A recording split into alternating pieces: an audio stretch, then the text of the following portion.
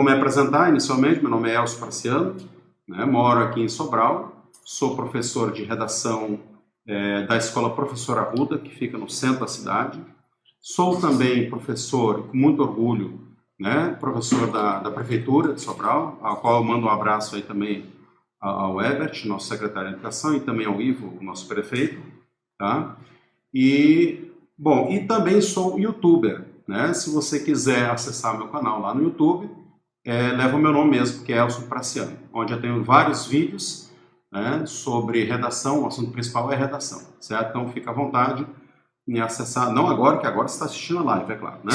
Agora a gente vai tratar desse assunto aqui. Bom, então o nosso assunto principal, né, é justamente isso, né? Então eu preciso, antes de mais nada, antes de começar a falar sobre o assunto, é importante a gente comentar que o que é cobrado dentro do Enem é justamente o assunto que a gente vai tratar agora, tá? Que é justamente a dissertação argumentativa, né? Nós temos um tipo textual que é a dissertação, né? O que é esse tipo textual?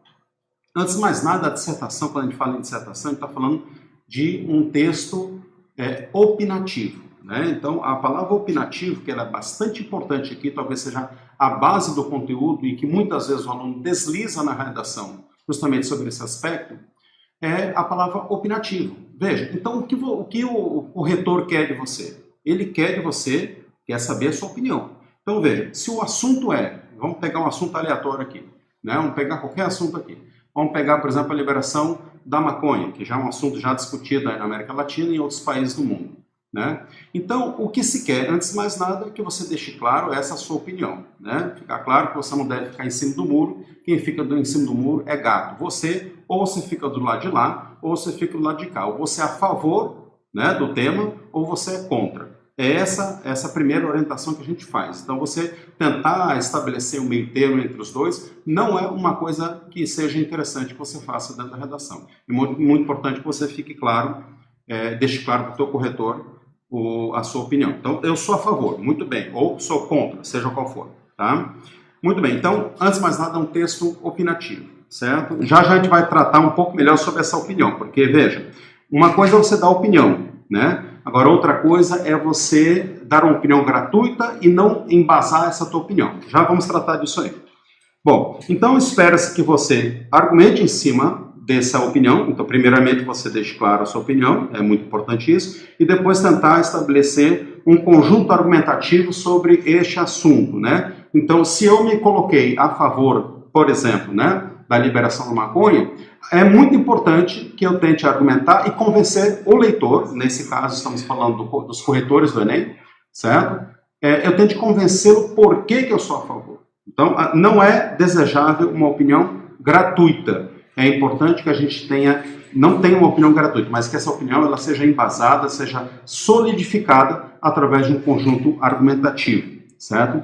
Esse conjunto argumentativo, ele pode vir de várias formas, certo? A princípio, já que se trata de uma dissertação argumentativa, entende-se que a primeira base, né, para você solidificar esse seu ponto de vista, obviamente que é a sua argumentação, certo? Agora, isso não significa que você não possa trabalhar com fatos, né, que você possa apresentar de modo a sustentar esse teu argumento. Veja o que eu disse, né? Você coloca o seu argumento e algo sustenta esse teu argumento, algo vai servir de base para esse teu argumento, certo? Que são os fatos que você pode apresentar. Uma notícia, por exemplo, pode sustentar essa tua argumentação, né? A fala de uma autoridade, vamos supor, algum tempo atrás, acho que há uns 8 anos atrás aproximadamente, eu não sei bem a data, o ex-presidente Fernando Henrique Cardoso, ele elaborou um estudo, certo? Ele elaborou um estudo onde ele classifica entre níveis 8 drogas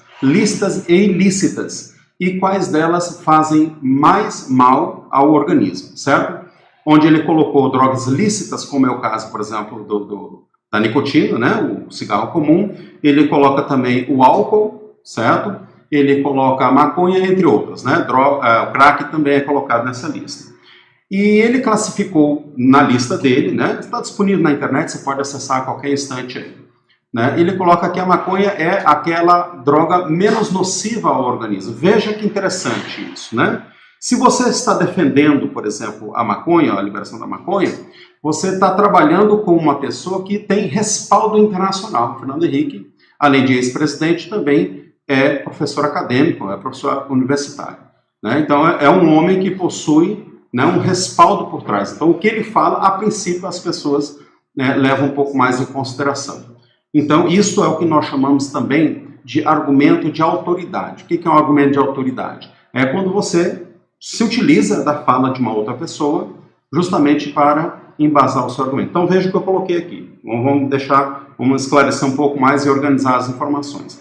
Então, a dissertação argumentativa é, antes de mais nada, uma argumentação. Você precisa estabelecer uma argumentação, certo? Essa é a base do seu documento, certo? Agora, essa argumentação ela deve ser sustentada através de fatos. Por exemplo, eu citei aqui o estudo feito e publicado pelo Fernando Henrique Cardoso, certo? Então, através da argumentação, né, aliás, através do fato, né, da publicação da pessoa citada agora há pouco, você você pretende segurar, então, a sua argumentação, certo? Muito bem, então esse é o primeiro fator aí que eu devo colocar para vocês aí, certo? Então, é necessário, então, se você acompanhar em nosso papel, você vai observar que o próximo ponto aí, é necessário, então, a apresentação de uma tese. O que é a tese? Vamos deixar bem claro. A palavra tese, ela significa justamente um argumento sustentado. Então, um ponto de vista, uma opinião apenas, não é uma tese. Então, por exemplo, se eu sou a favor da liberação da maconha, isso é apenas uma opinião. A tese é a partir do instante que você estabelece o seu ponto de vista e estabelece também um conjunto argumentativo que solidifica esse teu ponto de vista. E aí transformamos, então, um ponto de vista, ou transformamos, né, uma opinião, no que nós chamamos de tese. Então veja que tese é algo muito mais complexo do que apenas um ponto de vista, né? Apenas uma opinião sobre o assunto. Se alguém perguntar para mim, por exemplo, qual a cor que eu prefiro, eu digo que é azul. Mas isso não é uma tese, né? Isso não é uma tese, porque não há nada que eu possa argumentar, né? Não há nada que eu possa solidificar em cima disso aí. É um gosto pessoal, né? Agora, com relação a dentro do Enem, você não pode apresentar um gosto pessoal. Isso não é um argumento válido, certo? O que é válido? É você apresentar um argumento que você possa estabelecer, né? Estabelecer argumentos, né? Ou fatos que possam comprovar esse teu ponto de vista. E aí transforma-se, então, nessa palavra tão bonita aí que é tese. Ok? Muito bem. Depois, agregar um discurso argumentativo que suporte essa forma de observar o problema, foi o que eu comentei agora há pouco. Então, o ponto de vista, você deve agregar a esse ponto de vista uma série de argumentos ou fatos que possam comprovar isso aí. Aí a gente entra num assunto aqui interessante, que é a questão do...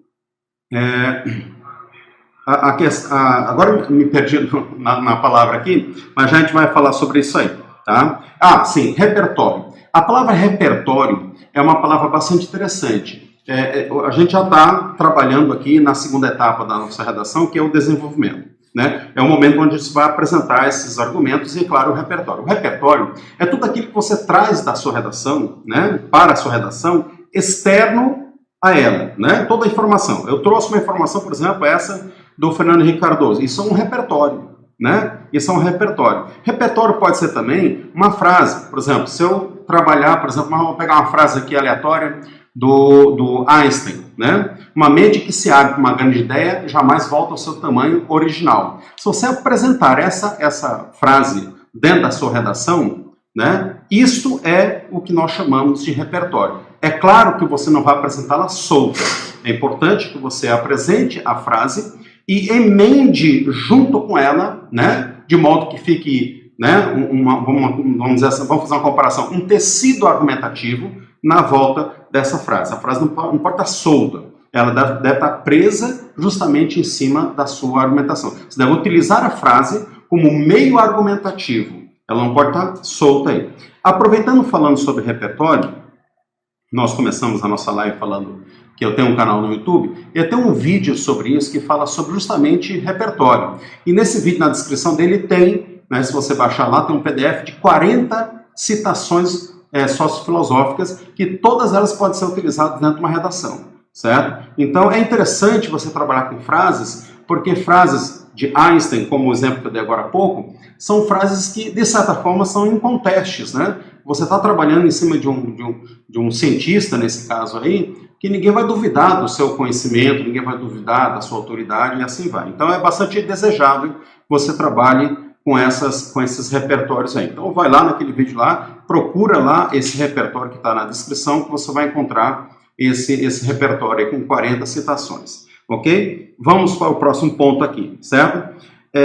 Vamos falar um pouco sobre os mitos, né? Eu queria falar um pouquinho sobre os mitos. Eu estou vendo que a gente já está avançando, tem que avançar um pouco mais aqui, senão a gente não fala sobre o tema, né? Então veja, o segundo ponto para você que está com um papelzinho aí é o seguinte: a redação ela tem alguns mitos, né? Algumas pessoas criaram alguns mitos aí, como por exemplo, se você errar na redação, o pessoal diz aí que você tem que colocar entre parênteses, não é isso? Isso é um grande mito da redação, né? Você não deve colocar entre parênteses se você errar. Você errou, vamos supor que você escreveu a palavra problema. Aí, ao invés de problema, você colocou problema, que todos nós sabemos que está errado. Então, o mais desavisado, ou talvez até algum tempo atrás, alguém deve ter dado alguma orientação, aí você coloca a palavra problema entre parênteses, né? Lembre-se que o parênteses ele não tem a função de fazer correções na redação. O manual do Enem, né, da redação do Enem, até você pode pegar aí o Google e baixar esse documento, né? O manual do Enem 2019 já está disponível, tá? Ele orienta o candidato de duas formas, né? A primeira forma que você deve fazer, segundo a orientação desse documento, é você passar um único traço na palavra que está errada. Então você escreveu problema, então você percebeu o erro, então você faz um único traço na palavra, nada mais, e segue adiante como se nada tivesse acontecido. Bota problema, forma correta, e segue adiante e não faça mais nada, certo? Não coloca parênteses, não faz setinha, não faz nada. Eu falo em colocar em setinha, algumas pessoas podem até rir disso aí, mas acontece que a gente vê, né, algumas situações que a pessoa puxa uma setinha, essa é a forma correta. Não faça isso. Não faça isso, tá? Lembre-se do seguinte, a redação ela tem que ser vista pelo corretor da seguinte forma. Ele vai olhar assim, a sua redação e vai verificar o mínimo de borrão possível. Então, se ele viu ali um rabisco grande, já está chamando atenção para um erro, né? Então, o ideal é que não chame atenção para erro, certo? Que você bote um risco, escreva na frente e acabou. A segunda forma que a gente orienta é que você coloque uma vírgula após a palavra errada e escreva, né? Ou melhor, e escreve o restante. Se você não quiser colocar um risco, né? Então você escreveu, o problema é, vírgula, ou melhor, o problema é, e segue adiante como se nada tivesse acontecido. É a melhor forma que você tem que fazer para corrigir erros. Então esse é um mito, né? Que você deve colocar entre parênteses o erro. Não faça isso, certo? Vamos para os mitos que eu coloquei aqui para vocês aí, tá? Bom, o primeiro mito é para escrever bem precisamos de talento, né? Olha, veja só uma coisa engraçada. As pessoas dizem assim, professor, eu não tenho talento para escrever.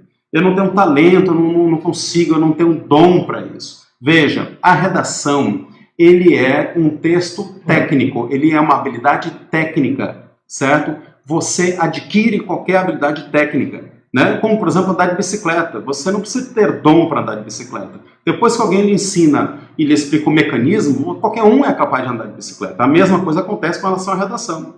Então, esse negócio de dom ou tendência, não existe isso. Você precisa de dom, você precisa, né, para escrever, de repente, uma crônica, né, aí talvez até seja possível aí, tá?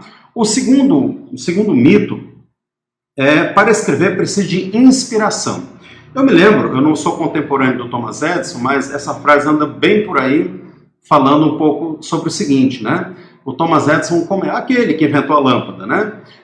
Dizem que... Aí o que acontece? Ele fala uma frase que é muito interessante, que o sucesso, né, ele é composto por 10% de inspiração e 90% de transpiração, de trabalho. E eu acredito piamente nessa frase aí, certo? Porque eu acredito que realmente o sucesso, né, do nosso trabalho está muito mais relacionado ao empenho que a gente faz em cima disso aí do que uma inspiração. Imagina só você na redação do Enem, você tem um prazo para concluir a prova. Aí você vai esperar a inspiração baixar para você começar a fazer redação? Você acha isso justo? né? Quantas pessoas iriam esperar ali e chegar no final da prova? Não veio inspiração. Posso fazer amanhã? Pois é, então a verdade é que realmente não existe isso, né? Não precisa de inspiração. Você precisa de inspiração para fazer uma poesia, né? Por exemplo, Carlos Drummond de Andrade esperava às vezes dias para fazer uma poesia, mas uma poesia talvez precise de uma inspiração, né? Não é o seu caso, então esse é o segundo mito que a gente está desvendando aqui, certo? Então, mito desvendado, certo? O terceiro mito aqui, não pode usar letra de forma, né? Outro mito que eu ainda vejo pessoas falando assim, professor, posso escrever letra de forma? Não posso, né? Pode sim, certo? Você pode sim. Agora, observe o seguinte, a questão da letra, existem duas regras muito interessantes que você precisa seguir. Uma delas, né? Você está escrevendo para outra pessoa, concorda comigo? Bom, diante disso, se você está escrevendo para outra pessoa, ela precisa estar legível. Essa é a primeira regra. Alguém tem que entender, né, o que você está escrevendo. Então tem que estar legível, certo? É o primeiro ponto aí. E o segundo ponto é você ter que respeitar a questão das letras maiúsculas e minúsculas, né? Então você começa uma frase, então, claro que você vai começar com letra maiúscula. Se você observar nesse documento que eu entreguei para vocês, aí você pode observar que toda linha nova começa com letra maiúscula. E eu utilizo também a letra maiúscula no meio da oração, quando eu for utilizar o nome próprio, o nome de uma pessoa, né? O seu nome, por exemplo, você coloca no meio de uma frase, a primeira letra deve vir sempre com letra maiúscula. Então, se você for escrever com letra de forma, não se esqueça de respeitar essa mínima regra aí que é necessária, tá? Bom, então, desvendado também o terceiro mito aí, né? Vamos para o quarto mito agora. O quarto mito é o seguinte, o texto tem que ser criativo. Veja, é claro que a criatividade é uma coisa que chama atenção, né? Alguém escreve uma frase, ou você vê uma propaganda na televisão, né, bastante criativa, aquilo chama a sua atenção e você realmente acha bacana aquilo ali, né? Agora veja, o texto na redação não é uma exigência ser criativo, né? O que você precisa sim é escrever, botar claro a sua opinião e a partir disso aí estabelecer um argumento em cima disso aí, né? Então não tente escrever um texto incrível, certo? Porque se você for pegar esse documento que agora há pouco me referi, que é o guia, né, da redação do Enem, ali sempre tem em torno de 10 redações, modelos, redações que tiraram nota 1000. Veja lá, baixe o documento e verifique se todas as redações são incríveis. Não são. São redações, inclusive, que possuem alguns erros eventuais, né? Tá? Então não são textos incríveis. É claro que você vai encontrar textos surpreendentes ali, mas nem todos são incríveis. Então, nem sempre quando você tira uma redação nota 1000, que esse é o nosso objetivo, certo? O texto ele é incrível, exultante com relação à sua criatividade. Então não busque justamente isso, um texto incrível, que talvez você não consiga, né? Se conseguir, ótimo, né? Mas se você não conseguir, não perca a esperança de tirar ainda a nota 1000, certo? Então, o que é importante, além da criatividade, né? Muito além da criatividade, é que você proponha alguma coisa execuível, alguma coisa que seja possível você aplicar, né? Isso é muito mais importante do que o excesso de criatividade. Às vezes você fica preocupado em trabalhar um texto incrível, extremamente criativo, e esquece do mais importante, que é estabelecer o conjunto argumentativo e, é claro, depois a solução no finalzinho da redação, que já a gente vai tratar disso aí, certo?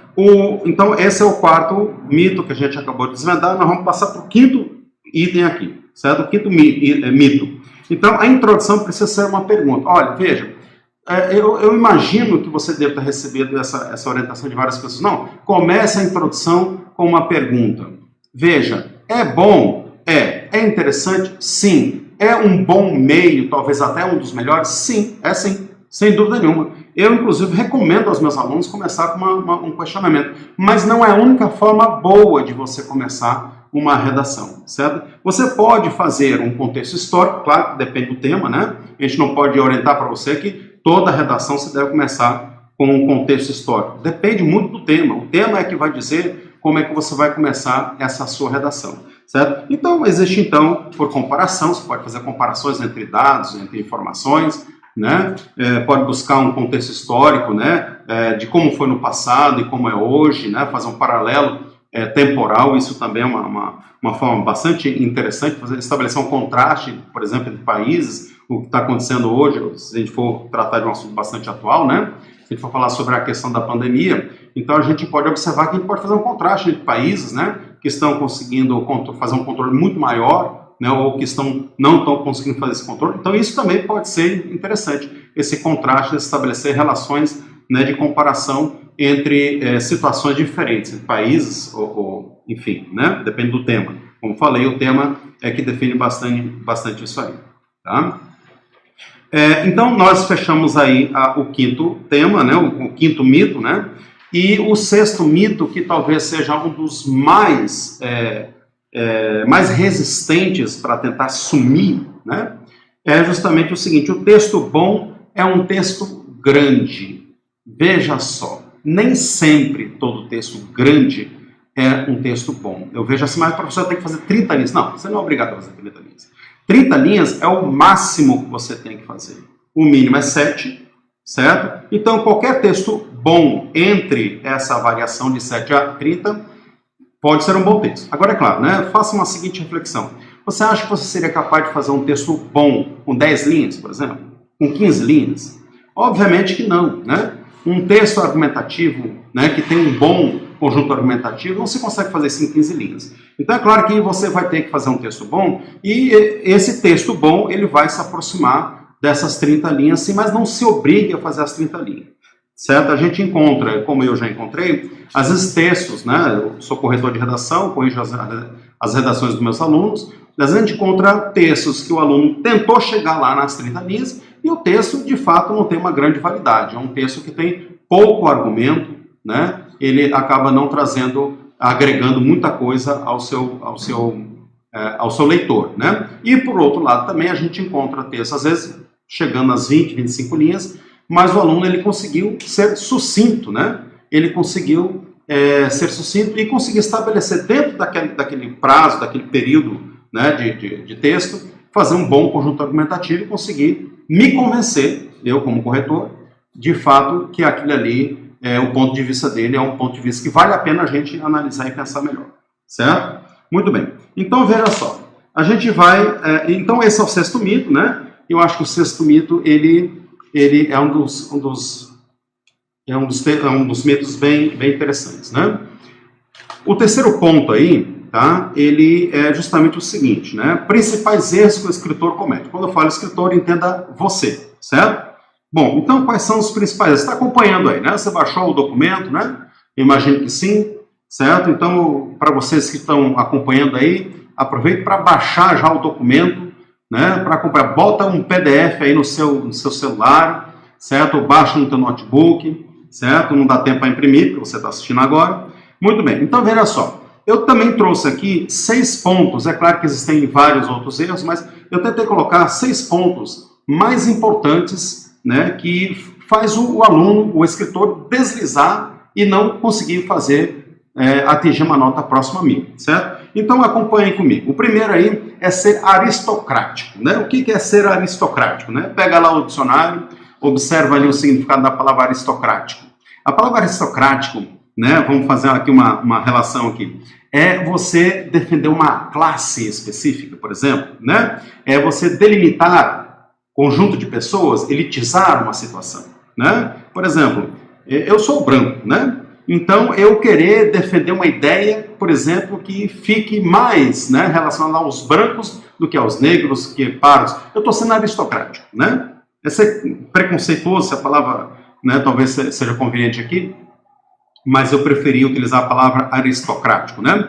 Então, tome cuidado ao defender um ponto de vista e não ser aristocrático, ou seja, você não defender demais apenas uma categoria, uma classe de pessoas. Por exemplo, vamos falar aqui da questão da violência contra a mulher, né? Então, quando você, de repente, trabalha e estabelece leis que protegem excessivamente, né? Eu não estou dizendo que a mulher não deva ter a sua proteção. É claro que deve sim, até porque elas foram, durante anos, né, sofreram muito prejuízo social. Mas vamos tentar compreender a sutileza do que eu estou querendo dizer aqui. Quando você estabelece regras que chegam até a prejudicar, né, o sexo masculino, certo? Você está sendo aristocrático. Eu acredito, sinceramente, que as regras devem ser iguais, tanto para o homem como para a mulher. Não é verdade? Mas agora, a partir do instante que você estabelece regras que beneficiem as mulheres em detrimento dos homens, você está sendo aristocrático. Você está exagerando nessa sua defesa, certo? Então, defender as mulheres, ok, sem problema nenhum. Agora, você estabelecer regras que chegam a prejudicar, né, o sexo masculino, você está sendo aristocrático. O mesmo se refere a outros grupos sociais, negros, homossexuais e assim vai, tá? Então, é importante você estabelecer regras, né? Pronto, falando sobre a questão dos homossexuais, né? Realmente há muitos crimes relacionados a isso também, então é importante você fazer a defesa deles, sem dúvida nenhuma, né? Sem dúvida nenhuma. Não há dúvida quanto a isso aí. Agora, o que você não pode é criar regras, né, que deixem eles dentro de um grupo exclusivo, né, onde eles recebem um benefício que os outros não têm direito, né? Por isso mesmo que a questão das cotas tem sido muito criticada, né? Eu não estou dizendo que eu sou contra ou a favor das cotas. O que eu estou dizendo é sobre a polêmica que as cotas trouxe para nós. Por quê? Porque as cotas foi aristocrática. Isso não há dúvida com relação a isso aí. Certo? Foi aristocrática. Por quê? Porque estabeleceu um grupo social que eles tinham um benefício além dos demais, certo? E estabeleceu regras para que eles recebessem esse benefício. Ok, sem problema nenhum, tá? Até porque a gente sabe que esses grupos são grupos que foram desprivilegiados durante anos, né? A discussão não é se a gente é a favor ou contra. Mas que é uma medida aristocrática, sabemos que é, certo? A discussão se é justa ou não, vamos deixar para outro momento, certo? Muito bem. Então, esse é o primeiro ponto aí. Tome cuidado em não ser aristocrático, certo? Não privilegiar demais grupos. Quando você propor uma solução, é importante que essa proposta ela atenda à sociedade, de uma forma geral, né? É importante que você saiba disso. O seu olhar, ele tem que ser sempre em cima da sociedade, certo? O que a sociedade vai se beneficiar com isso, certo? É importante isso aí, tá? O segundo ponto aí, acompanhe aí, tá? É fugir do tema, né? Muito importante isso aí. Veja que tem muita gente que erra nisso aí. Tem muita gente que desliza bem legal nisso aí. E você não vai deslizar. Sabe por quê? Porque a primeira coisa que a gente vai fazer aqui é tentar colocar a frase tema dentro da sua redação. Mas, opa, peraí, calma aí. Não é bem assim, não. Você conhece a palavra paráfrase? Muito bem. A palavra, pega o dicionário novamente aí.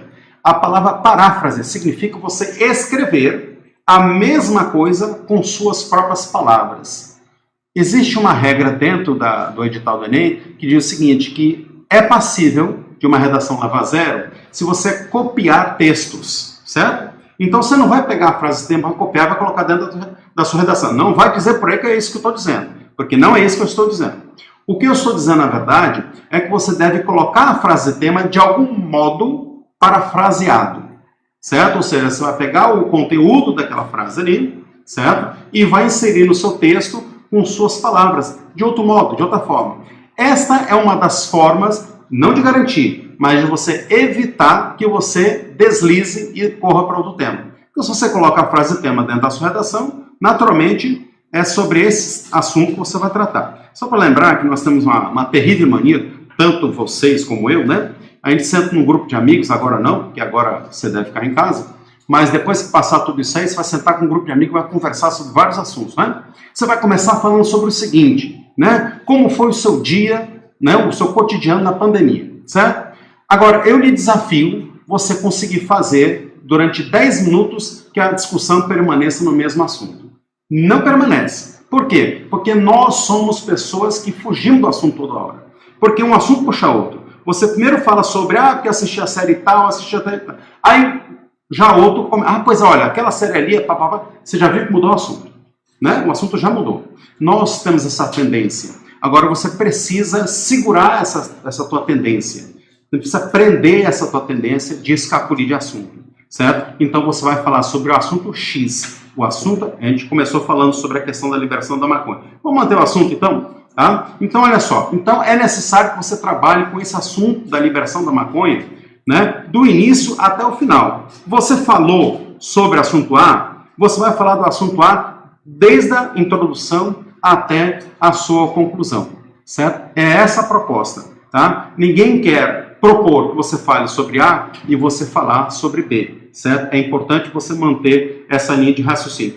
Segure essa tua vontade, ok? Muito bem, então esse é o segundo tópico ou um dos principais erros que impede do aluno tirar nota mínima. Vamos agora para o segundo tópico, eu suponho que você esteja acompanhando aí, né? Propor algo fantasioso ou irreal, né? Por exemplo, né? Eu coloquei o exemplo aí, vamos dividir a riqueza mundial, né? Vamos fazer uma divisão igual para todos aqui, vamos pegar toda a riqueza mundial, vamos juntar tudo num saco, né? E vamos ver quantos milhões de pessoas que existem no mundo todo e vamos dividir. Pronto, acabamos com a riqueza. Isso aí é até muito bonito, né? Você colocar uma poesia, você colocar isso aí, de repente, né? Um grupo de amigos, é até interessante, bem bonito, né? Mostra que você é uma pessoa que privilegia a todos e não somente a você. Mas pense na possibilidade de você concretizar isso aí, né? Qual é a chance de você conseguir concretizar isso aí, né? Então, isso é o que a gente observa muito em redações. De repente o aluno ele propõe alguma coisa que não é assim tão real assim, que não é tão fácil assim, ou que outros já tentaram fazer aquilo e não foi possível, né? Implementar aquilo ali. Então, temos que tomar cuidado com essas propostas que a gente chama então de não execuíveis, certo? Não execuíveis, certo? Aí depois a gente vai ter o quarto ponto, que é defender uma ideia ilegal. Tome cuidado, viu? Porque nós temos ali, a gente já vai falar sobre isso aí, mas já vou adiantar o assunto, né? Você sabe que a gente tem os cinco critérios da nossa redação, né? Muito bem, então o que acontece? Tá? O quinto critério, né, de correção da redação fala justamente sobre isso, a questão de ferir os direitos humanos, né? Então, você defender uma ideia ilegal, tem que tomar cuidado. Lembre-se que em nosso país, por exemplo, embora você até seja... Vou pegar um tema aqui diferente de quem estava trabalhando até agora há pouco. Vamos pegar, por exemplo, a pena de morte. A pena de morte em nosso país, ele é vetado por lei, não é permitido. Então, você não pode levantar essa bandeira, certo? Você não pode levantar a bandeira de vamos submeter os criminosos, né, hediondos à morte, né? Você não pode levantar essa bandeira. Por que eu não posso, professor? É a minha ideia, é o meu ponto de vista. Porque é ilegal, né? Você pode lutar, né, por essa causa nas ruas, né? Convocar a população para fazer uma manifestação, bababá, tudo isso é possível, né? Para tentar mudar a Constituição, não sei quais são os meios legais para isso aí, né? Agora, veja, você não pode levantar a bandeira dentro da redação de um ponto que é ilegal, né? Você não pode levantar, ser a favor de alguma coisa que seja ilegal. A não ser, é claro, que o texto proponha isso, essa discussão, né? Se o texto propor essa discussão, é claro que você vai discutir essa questão, tá? Mas é importante também que você não só discuta a questão, mas discuta também as questões legais pertinentes a esse tema, né? Porque aí você está deixando claro que há uma ilegalidade em questão, né, em discussão, e que é necessário, então, essa discussão para verificar a possibilidade de ser legal ou não, certo? Muito bem, então esse foi o quarto ponto que a gente colocou aqui, que entre os 6 erros que eu vou apontar aqui, os principais erros, né? Então já falamos sobre o quarto erro aí, né? Espero que você esteja entendendo. Se você não estiver entendendo, manda uma pergunta aí que o pessoal aqui está atento, viu? Tá? A gente já vai começar a responder essas perguntas aí, tá? Muito bem, então o quinto tema aqui é ser prolixo. A prolixidade, a gente falou agora há pouco sobre, quando eu falei dos mitos, né? Lembra que eu falei um dos mitos é justamente que texto bom é um texto grande? É um mito. Pois a prolixidade é justamente a falta de habilidade que você não deve ter em escrever muito e dizer muito pouco, né? E olha que tem gente que faz isso, né? Eu gosto de dar um exemplo bastante interessante. Às vezes eu faço algumas palestras por aí e gosto de dar esse exemplo aí. Quem já assistiu uma palestra minha vai se lembrar desse exemplo. Você viu uma situação acontecer em 2 minutos, né? Um acidente. Então aí acontece segundos, né? Então você viu um acidente acontecer em 5 segundos, certo? Aí você vai contar para um amigo sobre esse acidente. Você vai levar meia hora para contar esse assunto. Você vai contar as coisas tintim por tintim e depois ainda vai entrar em detalhes. O que você fez? O que você fez? Você foi prolixo, né? Por quê? Porque se a situação aconteceu em 5 segundos, era para você contar o assunto, né? Também em pouco tempo, não digo 5 segundos, né? Mas você deve contar. Agora, levar meia hora, né? 20 minutos, meia hora para contar um assunto que aconteceu em tão rápido, curto espaço de tempo, então isso é prolixidade. A prolixidade, então, resumindo, se você quiser anotar aí, tá? É a capacidade, ou a falta de capacidade, né? Ou vamos dizer assim, vamos colocar ao contrário aqui, é quando o aluno escreve muito, né? E diz pouco, tem pouca informação para tanto texto assim, certo? Então a prolixidade é um erro. Então, ao contrário, a palavra contrária da prolixidade é sucinto. Ser sucinto é uma qualidade dentro do texto, certo? Então, sabe aquela pessoa chata? Todo mundo tem um amigo chato, na verdade? Você tem um amigo chato, não tem? Ah, você não tem amigo chato. Então, o chato é você, né? Então, veja só. Todo amigo chato é aquele amigo que te conta tudo que, né? Conta toda a sua vida. Você pergunta, e aí, como é que tá? Ele te conta. Fala sobre a sua vida. Passa meia hora falando ali, né? É uma pessoa prolixa. Se você não gosta de pessoas assim, não seja assim. Na hora de fazer redação, você deve ser sucinto. Fale rapidamente, seja objetivo, né? É claro que você deve também não ser sucinto demais, porque você acaba então sendo, ao contrário do que a gente chama da tautologia, você acaba sendo incompleto nas suas explicações, né? Acaba não deixando claro tudo que você deseja esclarecer. Tá? E o sexto ponto aqui é ser sucinto demais, que é o oposto dessa situação. De repente você sabe, né, que eu falei agora há pouco para você que você não precisa preencher as 30 linhas para fazer uma redação muito boa. Aí você resolve fazer então uma redação de 10 linhas. Ah, o professor disse que eu não preciso fechar as 30 linhas. É verdade, não precisa. Ah, então eu vou fechar então, vou fazer 10 linhas, né? Vou escrever tudo que eu penso, tudo que eu acho, tudo que eu acredito em 10 linhas. E aí você cai em outro erro, que é justamente você não conseguir se expressar claramente. Porque às vezes a gente tem ideia, quando a gente vai falar alguma coisa com uma pessoa, a gente tem ideia de que a gente está sendo claro, né? E é justamente essa facilidade que a gente tem de interação. Né? A pessoa ainda vai dizer, olha, peraí, não entendi esse ponto, você poderia esclarecer melhor isso aí? Pois é, então na redação você não tem essa opção de pedir um novo esclarecimento. Então você acaba sendo sucinto demais, acaba sendo resumido demais. Tome cuidado, existe uma medida certa, ideal para tudo isso aí. Tá? Muito bem, agora a gente vai chegar no quarto ponto, que é o assunto mesmo dessa nossa live, certo? Que é a estrutura básica da dissertação, certo? Bom, a redação, tá? No material que foi entregue para vocês aí, eu montei um gráfico, né? Esse gráfico, ele monta, são 3 blocos, né? Vocês podem observar aí, nós temos aqui 3 blocos, né? Então, o primeiro bloco aqui é a introdução, depois nós temos o desenvolvimento e depois temos a conclusão, certo? Você pode observar que eu fiz questão de colocar o bloco da introdução, do desenvolvimento bem maior que a introdução e a conclusão. Então, pega aí que eu vou te explicar exatamente por que eu fiz isso aí. Existe uma conta, não existe forma para uma boa redação, né? Como se fosse fazer um bolo de chocolate, por exemplo, você tem que colocar medidas certas. Não existe também medida certa para redação. Então, não é possível a gente passar uma forma. Cada um faz uma redação de um modelo diferente e, de repente, nós temos várias redações diferentes e todas elas nota 1000, né? Agora, veja, mas uma coisa é importante você compreender. O filé mignon da sua redação é justamente o desenvolvimento. Por que o filé mignon, professor?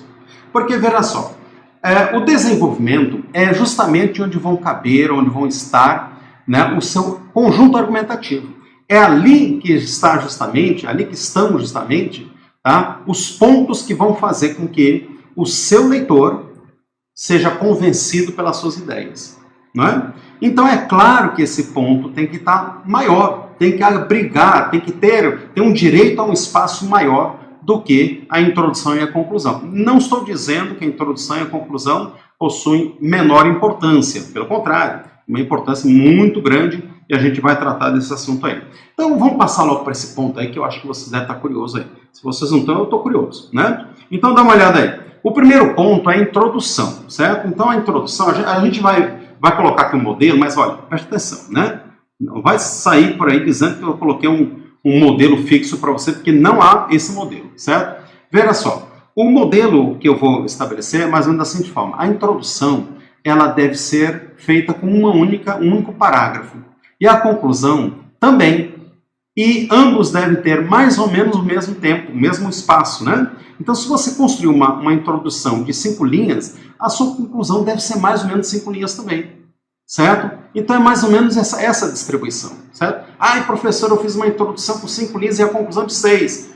Eu tirei 0? É claro que não, né? Não há essa fórmula, né? Então a gente tem que tomar cuidado com esses modelos aí. Mas existem algumas linhas gerais que a gente pode sim estabelecer aqui, tá? Então a primeira recomendação que eu vejo é o seguinte: se você fez uma introdução, né, com um número X de linhas e a conclusão ficou muito maior ou ficou muito menor, olha, desconfie, tem alguma coisa estranha por aí, certo? Tem alguma coisa estranha. Então, a princípio, eles devem ter mais ou menos a mesma quantidade de linhas, o mesmo tamanho, tá? Bom, então a introdução, ela tem a seguinte função, dá uma olhada só.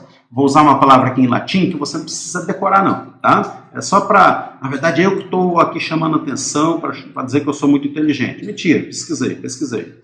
Bom, então olha só, a palavra introdução vem do latim chamado introducere. Intro, que significa para dentro, e ducere significa conduzir. Então a palavra introdução significa conduzir para dentro, certo? Essa é a função da palavra introdução. Ou seja, preste atenção, meu querido, preste atenção no que eu vou falar aí. Quando você vê uma publicidade, né, vê uma propaganda na televisão, no YouTube, seja onde for, até mesmo no Facebook aqui, você vê aquela imagem colorida, né, bonita, pessoas sorrindo, felizes, com ar de felicidade. Aquilo ali é uma introdução para a loja, né? Porque o que a loja quer? Quer que você se encante por aquilo ali e vá para a loja, porque lá eu vou utilizar de outros mecanismos para encantar. Não é? Então, veja só, a função da introdução é justamente isso, é você encantar e resgatar o seu leitor, certo? Estabelecendo para ele o que a gente chama de suspense. Você vai cativá-lo para ele ficar com vontade de ler o resto do seu texto. Esse é o objetivo, certo? Então, veja só, se a sua redação, a sua introdução, né, conseguiu me cativar, eu enquanto corretor, então você conseguiu você conseguiu atingir um dos primeiros objetivos da introdução, que é cativar e capturar o seu leitor para o resto da sua redação, certo? Quem leu uma boa introdução de uma redação, leu o resto também. É que nem uma série. Assistiu o primeiro capítulo, se ela for interessante e você pensa, opa, essa série é boa, tem ação, então você assiste as outras temporadas, não é? Então a introdução é como se fosse o primeiro capítulo de uma série, certo? Ou seja, se aquele primeiro capítulo ali foi monótono, isso não vai ser bom. De repente até é boa, né? Mas não te cativou a princípio, então você abandona e não assiste mais a série. É mais ou menos por aí, certo? Então essa é uma das funções. Mas não é só isso não, certo? Nós temos outras funções também. Se você está com o nosso material, você vai poder observar que ela tem, primeiramente, então, contextualizar a proposta, né? Contextualizar, o que é contextualizar? É estabelecer o espaço, o tempo em que você vai discutir aquele assunto, né? Por exemplo, a gente estava falando sobre a questão da liberação da maconha, não é? Não era esse o assunto que estava comentando lá no início? Pois bem, vamos retomar esse assunto, tá? Eu preciso agora discutir, preciso agora contextualizar aonde que eu estou falando. Será que eu estou falando da liberação da maconha no Brasil? Será que eu estou falando da liberação da maconha na América Latina? Ou será que eu estou me referindo à liberação da maconha no mundo todo? Né? Você viu que vários temas, se você pegar aí nos anos anteriores, muitos temas diziam alguma coisa no Brasil, não é? O texto, aí o tema já veio contextualizado. Aqui você não pode deixar também de contextualizar. Contextualizar também é você deixar claro para o seu leitor que aquele tema é importante. Se a gente está falando sobre a questão da maconha, então você estabelece a importância dessa discussão, né? Você coloca que, embora haja uma grande tentativa, né, de se combater o tráfico de drogas ou o consumo dela, não há nenhum governo no mundo todo que tenha ganho essa batalha. Podemos afirmar claramente que é uma batalha perdida por todo mundo, né? Isso é um ponto que você pode estabelecer, certo? Então, você contextualiza a importância da discussão. Então, vamos discutir, já que a gente perdeu a guerra contra as drogas, vamos discutir, vamos ver como é que a gente faz, quais drogas podem ser liberadas, quais drogas devem ser combatidas, né? Então, a gente tem alguns países aqui na América Latina que conseguiu reduzir bastante a questão do tráfico de droga através da liberação da maconha, né? Mas o assunto não é esse, a gente não vai aprofundar aqui, tá? A segunda função da introdução é apresentar a tese, ou seja, veja só, escuta bem, vou falar baixinho aqui para os outros não escutarem, tá? Então preste atenção, não espalha. A outra função é apresentar a tese, ou seja, você precisa deixar claro, desde a introdução, qual é o lado que você está do muro, né? Você ouviu essa aí? Ou seja, na introdução, você já deve deixar claro se você é a favor ou contra o tema, né? Se você é a favor ou não da liberação da maconha, né? Então, através de uma pergunta ou através de uma citação, pode ser, você pode colocar uma citação na introdução, sem problema nenhum, né? Embora costume se colocar no desenvolvimento, mas você pode. Essa introdução, essa citação, já deve deixar claro para o leitor para que lado você vai, né? Para que lado você vai caminhar.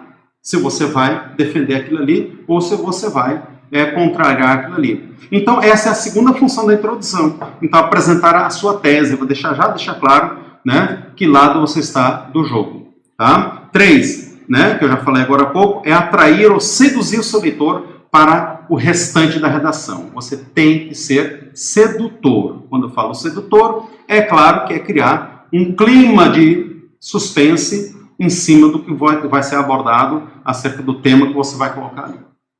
Compreendeu? Se você tem dúvida, aproveite para colocar no chat as suas dúvidas, que o pessoal está anotando aqui, viu? Bom, muito bem. Vamos continuar então. Você vai pegar sua folhinha, se você imprimiu aí, você vai passar para o outro lado, tá? E aí a gente vai trabalhar com a seguinte questão. Como é que eu posso apresentar minha tese, né? Eu posso trabalhar com dados estatísticos, que a televisão, os jornais, a internet e vários outros meios de mídia e comunicação estão apresentando para nós. Então, eu posso colocar, né? Agora, veja, é interessante isso aqui, né? Eu já havia comentado agora há pouco para vocês que está no edital do Enem, que você não deve copiar nada dos temas apresentados, né? Dos textos motivadores. E não deve mesmo. Mas eu posso fazer uma paráfrase. Eu posso apresentar os dados de uma outra forma. Por exemplo, né? Ali, vamos supor aqui esses dados não foram pesquisados, posso estar errando feio aqui. Tá? Aí vamos colocar a seguinte situação. 80% da população brasileira é a favor da liberação da... Veja, eu não estou afirmando que esses dados são reais. Só estou dando exemplo, tá? Mas, o professor falou uma coisa errada. Não falou. Tá? Então, 80% da população é a favor da liberação das drogas. Esse dado, vamos supor que esteja um texto motivador. Certo? Como é que você pode apresentar o mesmo dado, utilizando, né, uma paráfrase? Você pode inverter o processo. Né? Você pode dizer que 20% é contra, por exemplo. Tá? Ou a maioria da população, né, é a favor. Veja quantas paráfrases são possíveis você fazer. Tá? Então, o que você não pode é trazer da mesma forma que está apresentado lá no texto motivador. Mas você pode fazer uma paráfrase. Então, os dados estatísticos são muito bem-vindos dentro da sua redação, tá? Estamos falando da introdução, é claro. Trazer uma paráfrase da frase tema, que é uma forma que eu já falei agora há pouco para você evitar ou diminuir a chance de você deslizar de assunto, fugir do assunto, né? Então essa é uma forma bastante interessante. Você pode também estabelecer uma comparação, né, entre uma situação, entre países, né? Isso também é possível, né? Você pode fazer uma contextualização histórica ou simplesmente uma citação ou o que a gente chama de argumento de autoridade. Pronto, é isso aí, tá? Com relação à introdução, é isso que você deve fazer. Se você anotou, você está no caminho certo. Anota essas informações aí, tá? Muito bem, vamos passar para o segundo momento, né, da nossa dissertação, tá? Que é o desenvolvimento. Por isso que naqueles quadrinhos ali, nós temos um quadrinho maior. Do exemplo do gráfico que eu dei agora há pouco, né? O gráfico do desenvolvimento, ele é maior que da introdução e da conclusão. Por quê? Porque aqui está o seu filé mignon, né? Aqui está a parte mais importante da sua redação, né? A introdução, já falamos sobre ela, já vimos qual a importância dela, né? Eu acho que você já entendeu. Se você não entendeu, coloca aí no chat que a gente vai repetir esse assunto aí. Agora veja, dentro do desenvolvimento, nós temos justamente o conjunto argumentativo. É justamente aquilo que você vai utilizar para atacar o seu leitor frontalmente para que ele consiga ser convencido daquilo que você quer convencê-lo, né? Se você é a favor, né, da questão da liberação do uso de drogas, então você vai afrontá-lo, né, com esses questionamentos, com essa argumentação. Essa argumentação pode ser de várias formas. Como a gente está falando de dissertação argumentativa e não da dissertação expositiva, não confunda, certo? Nós estamos falando da dissertação argumentativa. Então, a base do que está no desenvolvimento é argumento. Mas nada impede que eu exponha fatos, exponha dados, né? Eu vou expor fatos, expor dados, e depois de expor, vou argumentar em cima deles. Então, eu exponho, por exemplo, eu coloco, vou inventar dados aqui, presta atenção, vou inventar. A Argentina, quando liberou a questão da maconha, teve uma redução de tantos por cento, né, na taxa do consumo de droga ou da questão dos traficantes, né? Então, veja, né, você colocou dados e colocou informações. Depois de você colocar esses dados, o que você vai fazer? Vai argumentar, certo? Você não deve somente colocar dados, porque essa é a característica da dissertação argumentativa. Se fosse uma dissertação expositiva, apenas a colocação dos dados seria o suficiente, mas não é o caso, tá? E aí você deve se ocupar muito mais argumentando do que expondo fatos e dados, certo? E é por isso que nós estamos na dissertação argumentativa, porque é a capacidade que você tem de argumentar em cima das coisas, né? Muito bem, então, primeiro que tudo, a função de desenvolvimento, acompanhe ali comigo, né? Expandir e argumentar na tentativa de convencer o leitor do seu ponto de vista. Falamos sobre isso.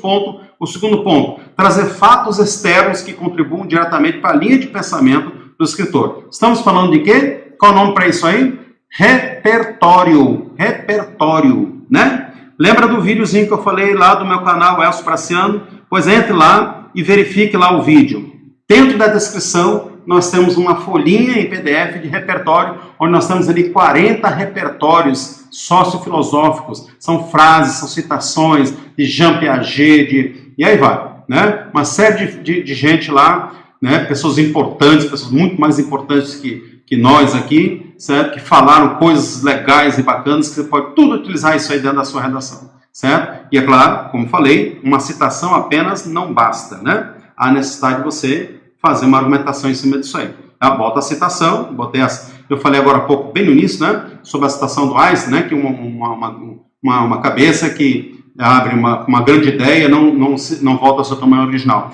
Você colocou, né, claro que você vai também dizer de quem é a frase, né, você tem que colocar a autoria, senão o pessoal vai achar que você que falou isso, né, tá? Bom, aí o que acontece, né? Aí seria plágio nesse caso, né? Como você não quer incorrer nesse erro, você vai citar de quem é. Ai, professor, não me lembro quem é. Não sei se foi o Einstein, se foi o Jean Piaget, não sei. Ah, muito bem. Então, deixe claro que não foi você de alguma forma, né? O grande filósofo, o grande pensador, o grande cientista, né? É possível você também trabalhar em cima disso aí. Claro que o ideal é você citar o nome da fonte correta, né? Foi o Einstein, sim, né? Você deixar claro. Mas na hora, né? Porque a gente não sabe, né? Na hora dá um branco na gente que realmente não é legal. Aí o que acontece? Se te der um branco, né? Na hora, e você não conseguir de forma alguma, né? E você precisa escrever aquilo ali, aí eu recomendaria você citar ainda assim, certo? Porém, deixando claro que você não é o autor daquela frase. Que há alguém, né? Mais importante do que eu e você, certo? Que falou aquela frase interessante. Entendeu bem o que eu disse, né? Quer dizer, se você não se lembrar do autor, você pode usar a frase, porém deixando claro aí, né? Agora, o ideal é você botar a autoria. Muito bem. Vamos passar para o próximo ponto aqui. O próximo ponto é o seguinte, falamos sobre a questão da citação. A citação, o repertório, ele não se limita apenas às frases, né? Por exemplo, na redação, na redação passada, né, de 2019, na edição do Enem de 2019, nós tivemos um aluno que tirou nota 1000 e olha só o baita repertório que ele utilizou. Vocês vão cair para trás agora. Eles utilizaram a série Black Mirror como exemplo, né, de repertório. Ele utilizou uma situação. Mas, professor, não a ficção? Eu posso usar a ficção? É claro que você pode usar a ficção. Mas por que eu posso usar a ficção? Porque a ficção, todo mundo diz que a vida imita a arte, ou a arte imita a vida, não é? Seja qual for a situação, né? Black Mirror trata-se de uma obra artística, né? Que é claro que está se baseado em fatos observados pelo autor da ficção. Então ele se baseou em uma realidade, né? Agora você vai deixar claro, obviamente, que estamos falando de uma ficção, né? Você está citando a série em questão, Black Mirror, assim vai. Você está deixando claro que há uma referência dentro da ficção. Mas você pode utilizar sim, né? Uma novela, de repente, por que não? tá? Mas é interessante. Claro que é bom você trabalhar com alguma coisa que teve uma boa audiência. O Black Mirror foi uma das séries mais assistidas em 2019, então é claro, por isso que o autor, o escritor dessa redação utilizou, porque ele foi o uso dessa série muito feliz, né? Porque ele utilizou uma série muito bem assistida, e sem dúvida nenhuma, né? Eu acredito, eu li a redação, eu acredito que por conta dessa citação, talvez tenha sido o responsável por ele ter tirado nota mil, ok? Bom, muito bem, então um livro também pode ser exemplo, né, de uma citação, né? Você pode trabalhar uma série, ou posso exemplificar qualquer coisa que trabalhe a seu favor, em cima desse convencimento. Tudo aquilo que você trouxer fora da redação, certo? E que contribua com a sua argumentação é repertório, certo? Muito bem. Bom, aí nós temos o seguinte, métodos de desenvolvimento. Eu vou trabalhar com o segundo ponto aqui, tá? Para a gente avançar um pouquinho mais, que a gente já está avançando. Estamos quase uma hora aí de live, né? E deve estar cansativo para vocês. Então vamos lá, método de desenvolvimento, tá? Nós podemos desenvolver nessa nossa etapa da redação, que é o desenvolvimento mesmo, tá? Através de 5 formas diferentes que você pode acompanhar aí. A primeira é a enumeração ou descrição de detalhes, né? Depois podemos fazer um confronto, ou fazer um confronto de ideias, né? Né? Certo? Analogia e comparação, você pode também fazer a citação de exemplos, né? Exemplos da vida real, seria interessante você trabalhar também com isso, ou trabalhar com causa e consequência. Preste atenção só um detalhe aqui, né? Novamente, eu vou falar que isso aqui não é uma fórmula, né? Não é uma receita de bolo, certo?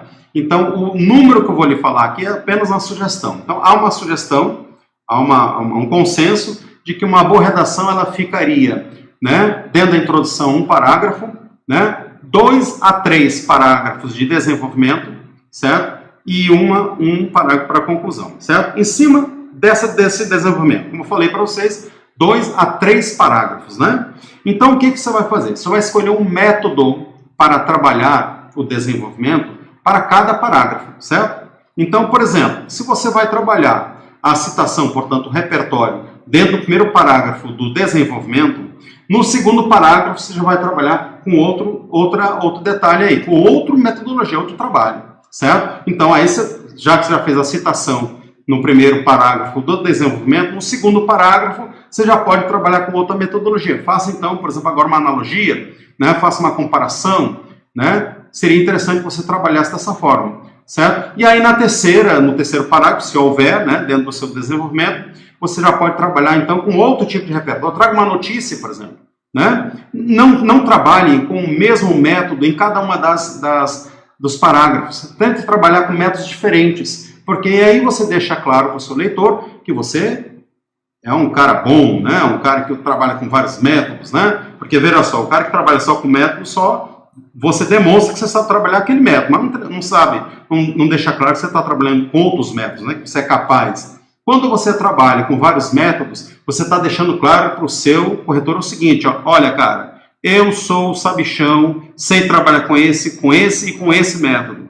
Não é verdade? Não é bom assim? Você está deixando claro para o seu corretor aí que você não é qualquer um, você é um cara bem preparado, um cara que passou por uma boa formação, você é um cara que estuda na escola pública do estado do Ceará, certo? E é por isso que você está aqui e vai tirar nota 1000, certo? Muito bem, então veja só, então esses 5 métodos aí são sugestões que você vai trabalhar em cada um dos parágrafos aí, certo? Então, no primeiro parágrafo, você vai trabalhar, por exemplo, ó, enumeração, pega aí o papel aí, muito bem, enumeração ou descrição de detalhes, não é isso? O segundo ali, confronto de ideias, então escolha qual é que você vai trabalhar em cada um dos parágrafos e dessa forma, então, você vai compor a sua redação, ó, show de bola, mostrando para o seu corretor que você é um cara que domina vários métodos de trabalho, que você não é um cara limitado, que você é um cara que trabalha com várias coisas.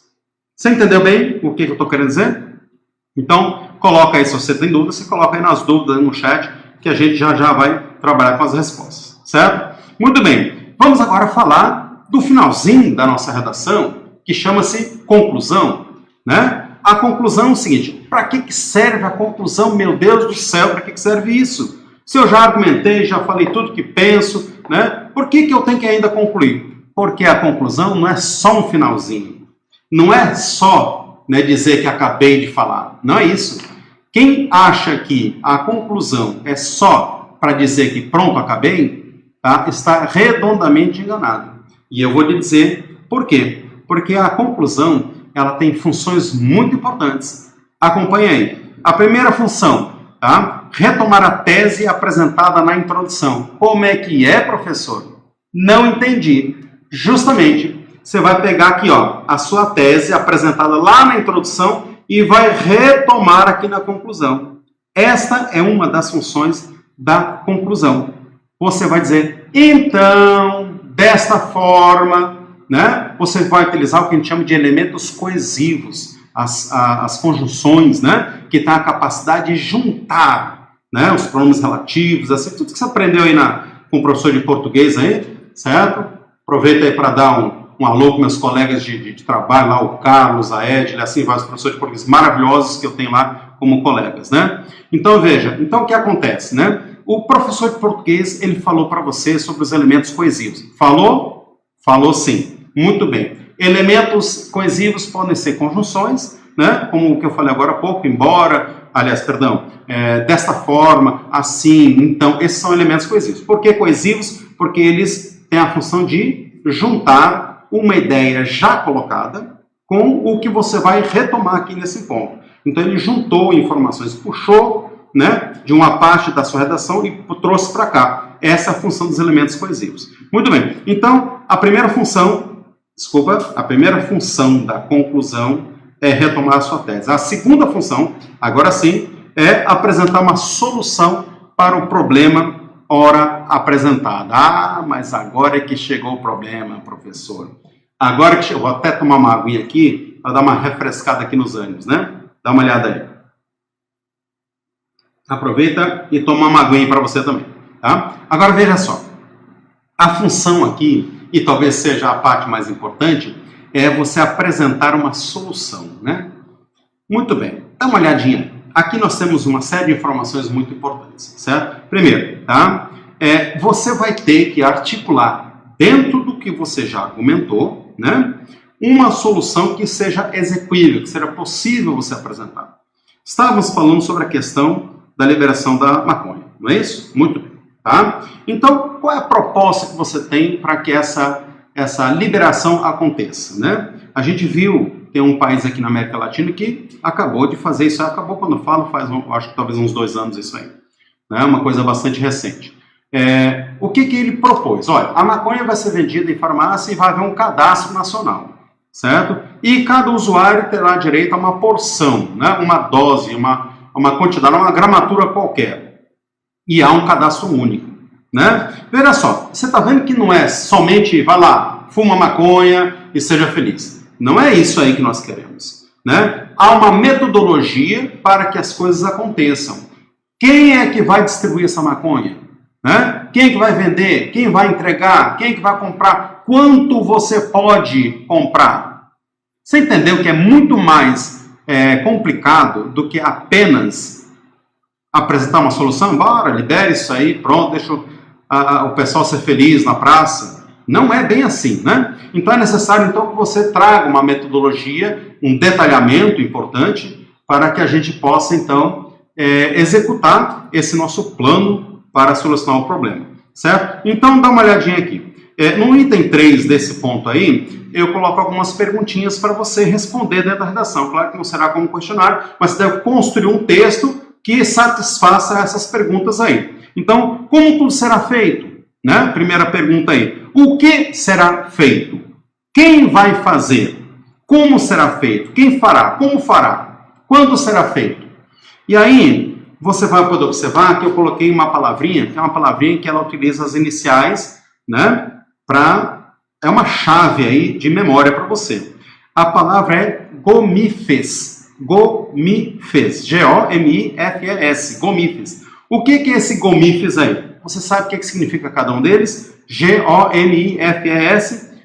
Os meus alunos já sabem o que é, né? Então temos o G, que é governo. Então veja, o que são os gomifes? Os GOMIFs são os agentes que irão participar desta solução. Você vai ter que envolver alguém aí. Como é que vai ser isso aí, né? Como é que eu vou distribuir? Então, primeiro ali, governo, né? O governo vai participar dessa distribuição, dessa liberação, né? O O vem de ONGs, organização não governamentais, e podemos então incluir as ONGs nesse processo, nessa metodologia, tá? O M ali vai ser mídia. Mídia são todas as mídias que vão participar do projeto, né? A internet, a televisão, né? Quais são as mídias que vão participar disso aí, como processo educativo ou informativo, né? Quais deles? Depois nós temos o I, que são o indivíduo, eu particularmente, você individualmente, certo? Como é que cada indivíduo vai participar desse processo, certo? Como agora, nesse processo de pandemia, a gente pode observar que o principal problema hoje, né, é justamente do indivíduo. A gente não consegue fazer com que o indivíduo não se aglomere. A gente não consegue, você vai no centro da sociedade, provavelmente há pessoas aglomeradas nesse momento. Então, o indivíduo, né, esse elemento aqui, não está participando do projeto, né? Claro que não estou generalizando, né? Obviamente que há pessoas que estão, né, restritamente em casa, né? Muito bem. Depois nós temos o F, que é a família. A família é um importante processo de educação social, né? O indivíduo que está na família ou que sai de uma família, ele leva para si, né, muitos conceitos colocados dentro da família. Questão de higiene, conceitos pessoais, né? E assim vai. Todos esses fatores, eles são muito importantes e a família conduz esses indivíduos. Eu, por exemplo, trago em mim muitos conceitos que eu trouxe dos meus pais. Meus pais transferiram esses conceitos. A família precisa também ser envolvida, né? Depois nós temos o E, que é a escola, né? Nós somos a escola, você e eu, né? Na escola, quantos assuntos não são discutidos na sala de aula, né? Quantos assuntos, queridos alunos do terceiro ano e assim vai, nós não discutimos em sala de aula, não é? Então, essas discussões, esses debates, quando a gente trata de um assunto, a gente está, de certa forma, trazendo informação também, né? Muito embora o professor ele traga, pelo menos essa é a forma como eu trabalho, e muitos dos meus colegas também, a gente traz uma discussão, mas a gente não traz a solução pronta. A gente permite que a turma debata e, dessa forma, traga uma solução, não é? Traga uma informação. Eles, então, vão trazer as opiniões dele. Muito bem. Depois, então, do F, aliás, depois do E, nós temos o S, que vem de sociedade. A sociedade como um todo, o grupamento de indivíduos também deve participar. Então, por que eu falei dos GOMIFs? Os GOMIFs são os agentes. Quem vai participar? Escolha aqui, por exemplo, né, eu vou dar apenas uma sugestão, escolha 2 agentes, certo? Que possam participar desse processo, certo? Escolha 2 agentes. Então, o governo, por exemplo, a família, tá? Então, coloque esses 2 agentes e construa uma solução que envolva esses dois elementos, esses 2 agentes, certo? Então, esse é o GOMIF. Só dar uma sugestão aqui, a gente tem uma mania muito feia, na minha opinião, de a gente limitar as nossas críticas ao governo, né? Seja o governo municipal, estadual ou federal. A gente tem uma péssima mania e eu procuro evitar essas saídas. São saídas muito fáceis, né? A gente gosta muito de dizer, não, tudo é culpa do governador, tudo é culpa do prefeito, tudo é culpa do presidente. Isso aí, se eu fosse você, eu buscava evitar essa solução, porque ela é uma solução fácil e ela é uma solução que cai no lugar comum, certo? Um lugar comum, certo? Então, eu evitaria esse aí. Existem muitas saídas. Os problemas, eles nem sempre estão envolvidos dentro do governo, né, do chefe do governo do executivo, seja municipal, estadual ou municipal. Às vezes, está dentro da sociedade mesmo, tá? Muito bem. Depois, eu queria comentar... sim. Depois você deve retomar sua tese, é claro, né? Que encerra justamente a nossa principal função aqui dentro da conclusão. Pessoal, para a gente finalizar aqui, eu gostaria de comentar um pouco, eu não sei se tem perguntas aí, né? Muito bem, então o que acontece? A gente vai, eu acho que não vai dar tempo mesmo para a gente respondê-las, mas veja só, a gente vai estabelecer a seguinte situação aqui, tá? Eu queria comentar rapidamente aqui a seguinte detalhe, para a gente realmente finalizar, né, a nossa live. Para a gente fazer um bom jogo de futebol, por exemplo, a gente precisa saber as regras do jogo, não é? É claro isso, né? Se você vai jogar um jogo com seu amigo, seja o Uno, seja qual for, você tem que saber as regras desse jogo, para você jogar bem e até aumentar a expectativa de você ganhar. Aqui na redação do Enem também existem regras, e para você tirar 1000, também você precisa saber dessas regras, certo? E eu queria comentar o seguinte, isso aqui a gente vai deixar para uma outra oportunidade, uma outra live aí, tá? Mas eu vou comentar rapidamente aqui para a gente finalizar mesmo, né? A gente já está um bom tempo aqui. Existem 5 critérios de correção, né? Certo? São 5 critérios de correção, tá? Rapidamente, porque é dessa forma que o seu texto vai ser corrigido. Então é importante você saber quais são esses critérios. O primeiro, vou ser bem rápido aqui, a primeira é analisar a norma culta, né? O seu padrão de escrita. A segunda regra é compreensão da proposta, portanto, você leu a proposta. Será que você entendeu? Né? Então, veja, para quem pensa que a redação do Enem não é uma prova de interpretação de texto, está muito enganado. A prova de redação do Enem, ela começa com uma proposta, uma prova de interpretação de texto. Você vai ler 3 textos, não é isso? 3, 4, seja quando for.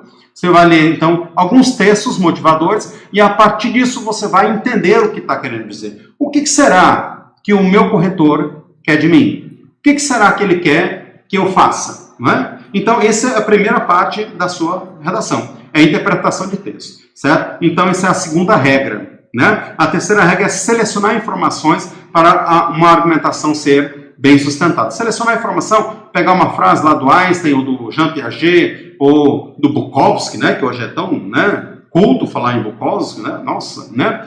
Então, selecionar informações, não só de autores, mas você assistiu, por exemplo, a uma reportagem na televisão há 2, 3 semanas atrás, e essa informação você colocar na sua redação é também muito desejável. Então, esse é o terceiro critério, né? A gente está chamando de critério aqui porque eu não vou falar agora, mas você sabe muito bem o que eu estou falando, são competências, né? São as 5 competências da redação do Enem. Então, a terceira competência, vou voltar a chamar de critério aqui, tá? Que é justamente você selecionar essas informações e coletar e colocar e encaixar dentro ali da sua redação. Você fazendo isso aí, você está deixando claro para o seu corretor o seguinte, olha, eu sou um cara culto, eu sou um cara inteligente, eu sou um cara que leio, eu sou um cara que tenho informações e sou capaz de usar essas informações a meu favor. Você entendeu bem? E lembrando que cada uma das competências vale 200 pontos, né? E aí, 200 mais 200 mais 200 mais 200 mais 200, 1000 pontos. Muito bem, o quarto critério, mecanismos linguísticos para a construção da argumentação. É a questão da coesão, né? A questão da concisão está envolvida aqui também. É importante que você saiba disso. E a quinta, é claro, é a proposta de intervenção, né? Que é a solução que foi o último tópico que a gente falou aqui.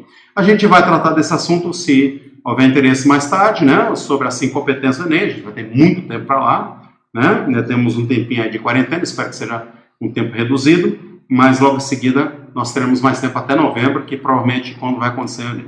Tá certo, pessoal? Então, eu queria agradecer essa oportunidade, né? Aproveitar, se você ficou com algumas dúvidas, entra lá no canal Elcio Praciano, e aí você vai ter a oportunidade de assistir e ver outros vídeos também, tá certo? Um abraço a todos e até mais.